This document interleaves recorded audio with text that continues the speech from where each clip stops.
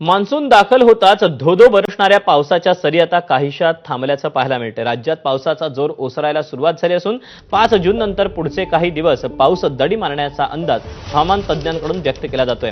सध्या कोकण, ठाणे, मुंबई, रायगड या जिल्ह्यांना पावसाचा येलो अलर्ट देण्यात आलाय, तर जळगाव, नाशिक, अहिल्यानगर, पुणे, सातारा, सोलापूर, कोल्हापूर आणि नाशिकमधील घाटमाथ्यावर येलो अलर्ट देण्यात आलाय।